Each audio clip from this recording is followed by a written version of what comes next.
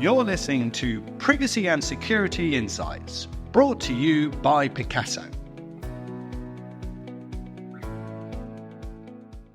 Hello and welcome to Picasso Podcast Series Episode 6. I'm Steve Wright, board member of the Picasso, and I am delighted to be talking about data ethics, a question of trust, that has been kindly written by one of our other board members, Cameron Craig, who is the Global Head of Data Legal at HSBC. Welcome, Cameron. Thank you, Steve, and delighted to be here talking about this very interesting subject with you today.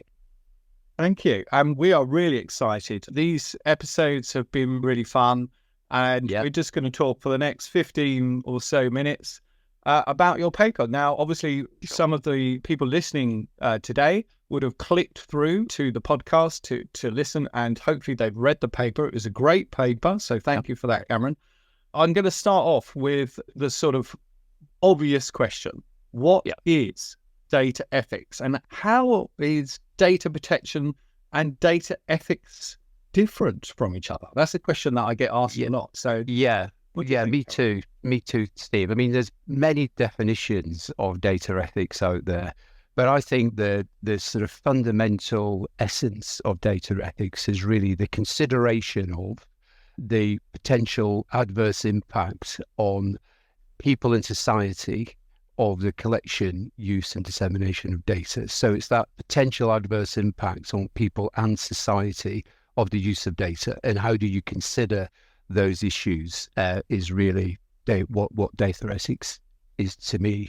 The difference between data ethics and data protection, which is becoming a bit of a cliche now, of course, is that data protection answers the question, can you do something? Whereas data ethics answers the question, should you do something? And although there's a cliche now, I think it's actually pretty accurate. And it's something that I know organizations use in practice to say, okay, that's what the law says. Can we do it? But nevertheless, should we be doing it? Data ethics is much more subjective than data protection, I think, Steve. And the question, it really needs to align not just with the black letter of law, but also with the values of a business. So data ethics might mean different things to different businesses, to be honest. And also align with the behaviors that a business believes its customers would expect of them, its customers and other stakeholders would actually expect of them. So it really also, particularly financial services, resonates with a number of other compliance considerations, such as conduct and consumer duty. And these things bring, I think, are really helpful in bringing a different perspective to the business when it's making its decisions. You know, I've heard people say when they're in product meetings, shall we introduce a retail product, say, would you be happy selling this to your grandmother? You know, regardless of the draft of financial services regs, would you be happy selling it to your grandmother? Should we be doing it? Which I think it's quite a good way to take a step back and just think, what's the impacts of this? Is it what we want to be associated with as an organization? So I think that's in essence what the difference is. That's great. Thanks, Cameron. That was really clear. And I think that came through in your paper, which was really good. But it is one of those questions that gets asked. And I think we'll come on to this with AI and ChatGPT. There are questions about the use. And should I? So the next question is, why is it crucial for businesses like yours to consider not only whether they can use certain data types, or whether they should? Why is that important for a business? Yeah, I think it's important. Well, first of all, it's important to consider it because if we get it wrong, if we don't consider data ethics and we do behave in a way that customers would not expect us to behave, then it goes, as the paper says, really straight to the heart of customer trust, which is increasingly important for organizations, particularly as technology improves. There's a couple of stats mentioned in the paper that from the McKinsey report found that the majority of customers will act with their feet, and they will specifically select companies that have a reputation for protecting data. And 40% of consumers said they would stop doing business with organizations if they didn't do it. So it's not just the regulatory fines, it's customer trust, which is like reputation. It takes a long time to build, but it's very easy to lose. So there's pretty important reasons for doing it. And I think the reason we need to think afresh about it is, as we refer to in the paper, I mean, Steve, you and I have been around in data privacy for probably many years. We'll look more. Too many to mention. We've seen some pretty seismic changes in the data privacy regulatory landscape, particularly with the GDPR in 2018. And businesses have expended huge amounts of resource and money preparing themselves to comply with that. But I think one of the things I mentioned in the paper, a lot of that work is really, because it's focused around the accountability requirements from the GDPR, a lot of it is really on process and making sure you've got the right records of data, making sure you've got processes for privacy impact assessments, all very necessary and helpful. But some might say that it can be, if it's not done properly, a bit of a box ticking exercise in some cases. So a lot of focus on process, and it's easy for businesses to focus that on the can we do it question, and you can sometimes miss, if you're not careful, the should we do it question. So I think there is a need to look at the data ethics question separately and think about how can we embed that culture into our organization at all levels of the life cycle. Yeah, great, thanks. And suppose that this nicely chimes with the next question, which was about some of those challenges. Yeah, we've read, your paper alludes to the data ethics governance frameworks, but what would you say are some of those common challenges that you hear of or you see in implementing across such a framework? Where do you start? I mean, it must be quite hard, I imagine. It is a challenging, because it can be so subjective. It's quite difficult to put your finger on what we actually mean by this. And some of the ethics considerations are not always obvious, of course, and you do need to sit down and think a little bit more carefully about where can they arise. One of the obvious ones mentioned, what is bias? We need to think about that with sort of different hats on and different perspectives, whether it's cultural or different ethnic groups might think bias is different. So you do need to think of that in the round. And of course, it can arise from a number of sources. It's well documented that if you're using bad data, that can introduce bias, and bias can develop over a life cycle. So how do you measure that, and who do you get to measure that? Because as I mentioned in the paper, it can really be introduced at different points in the life cycle. So if you have a sort of young programmer who's developing code for an algorithm, how do you get into his head what the principles of bias are and how it could be impacted by what he's doing? So it's really getting that culture embedded in the organization at all stages of the life cycle. And I think that the other practical issue, Steve, from a sort of controls perspective, is that it's because it's such a cross-cutting issue that it really does spread across a number of different, this sort of conventional, traditional control pillars, if you like, across security and legal and compliance and people risk and model risk governance.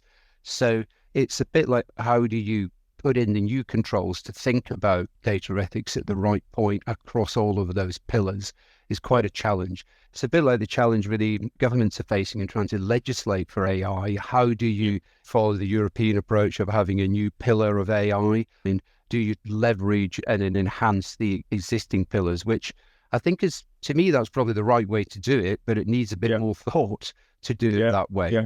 So that's a sort of challenge, really, which means in practice, you need a clear vision of what an organization wants to try and achieve, and coordination and leadership really across all of the different stakeholders to make sure you're aiming for that common goal with a very much joined up approach. But I mean, that's fascinating. And is that one individual that can pull all that together, or is that a team of people, or is it sort of more disparate than even that? Is it sort of roles within people's existing roles, or are there dedicated data ethics people that's in a large organization? Is that how it works, or is it more people take responsibility? I think it's a combination of all of that, Steve, to be honest. Well, I don't think it is just one person, that's for sure, because it does cross-cutting nature of it. But what it does need is, so relevant stakeholders getting together to develop a clear single vision of what they want to do, what they're trying to achieve. And then once we've got that, I think inevitably it's a question of a lot of people changing what they do a little bit. For example, in the security assessments that organizations do for third-party suppliers, we need to think, okay, what's the extra bit we need to put in for ethics here? Ethics often is considered in the context of artificial intelligence now, and particularly Gen AI. So what are the extra security bits that we need to put in place to consider these extra risks? For the teams doing privacy impact assessments, what are the extra bits we need to consider ethics here, as well as what are we doing? Even if it's just where do we need to escalate out of the existing processes so we have an ethics consideration. So it's a little bit of a mix. And then obviously I think an organization does need to, either through training or from developing the expertise, so that there is a function that really understands the ethics issue, because it's something which is nuanced, and it does present a new, as we mentioned earlier on, does present a new set of considerations that you do need the people with a right training to be available and expertise to try and answer those very thorny questions. Yeah, I can see how hard that must be, and like you said, the cultural. I love your reference to the cultural part, because that's not going to happen overnight, right? We're talking not only process change, but you're talking about sort of behaviours and attitudes. Absolutely. So that's the key to it all. As I say on that, Steve, I think in financial services, there's already that sort of culture is starting to be embedded through the sort of people dealing with conduct and consumer duty and always thinking of the customer. What's the right outcome for the customer here? I think there's already that culture that we just need to sort of tap into and build data ethics into those considerations as well. No, that brings me nicely onto this next question, and we're racing through the time as always. It's so enjoyable, these conversations. But what, if you could name a few, what would be the benefits for organizations that do manage to successfully integrate ethics into their culture? Well, we were sort of alluding to it there, but what would you say were the sort of few benefits? Yeah, well, I think getting this right, Steve, I think it can be a huge enabler for business, to be honest. We've sort of said before, compliance is one thing, but this is really an enabler for business. And the prize for businesses that do get this right will be the ability to fully embrace opportunities and technologies that are available to us now. Just a few stats in the paper about the amount of data that's very helpful. McKinsey report, the amount of data continues to increase at mind-numbing pace. And obviously with the opportunities with Gen AI, all businesses and the public sector, everybody's really keen to take advantage of the huge advantages. There's a couple of advantages in that sense, isn't it? Keen to take advantage of the opportunities is what I'm going to say. But we need to get this right to enable us to do that. So I think I see it as an enabler to take advantage of opportunities to build and maintain customer trust and really be seen as businesses that customers can actually trust with their data. I think is going to be a huge advantage. I think that's fantastic. So I've just got one last question, and this always happens, Cameron. We always run out of time, but considering you've alluded to it, right? Considering data ethics is a cross-cutting issue, multifunctional, jurisdictional. What strategies would you say that businesses can employ to introduce effective controls and governance around this subject? Because I'm really interested in that. Yeah, well, I've set out in the paper, so I won't repeat them. Those there's a sort of 5 things that I've set out that you should. Principles or things that people could maybe think about doing. But I think in terms of I think you phrased that question slightly differently to the one I answered in the paper, but, what can you do to make sure you've got the right controls? I think there is a sort of methodical process that one could follow here, which is to really look at the new risks associated with data ethics. Right. Yeah. Such as the ones I've alluded to, such as the bias, and with Gen AI, for example, hallucination and the new IP, all of the new types of risks that are not being addressed by the conventional questions looking at, can you do this? and then a process of effectively mapping those through to your existing control framework and saying, where should those be addressed? And effectively doing a sort of gap analysis, and it enables you to then work out which controls in practice do I need to change. So that, I think that's quite a good sort of process to follow. I mean, obviously there's all the nuanced considerations that you need to do along that process. That's not going to answer the questions, but it does give you a sort of framework to follow, if you like, to try. I don't know if you've seen the iAudit template toolkit. That's got that sort of list of potential risks that you need to guard against. So that's sort of one way to try and get a handle on it, really. Once again, that's for AI, but ethics, I think, pretty linked to that. It's a similar approach. But for the training and awareness, I would probably pull out, Steve, to try and get everybody aware, or try and really embed that culture, which I know is something close to your heart, but I think it's an important thing to try and get embedded into the business to try and make it work. Cameron, thank you so much. That was very insightful and really, great to see you again. Enjoyable. Yeah, it was. Yeah, lovely to have a chat. Thanks very much. Thank you. I'm Steve Wright signing off here. Thank you to the team at Picasso. This is the Privacy and Security Insights podcast series. Please tune in for our next episode. And thanks for listening. Bye for now. Bye-bye.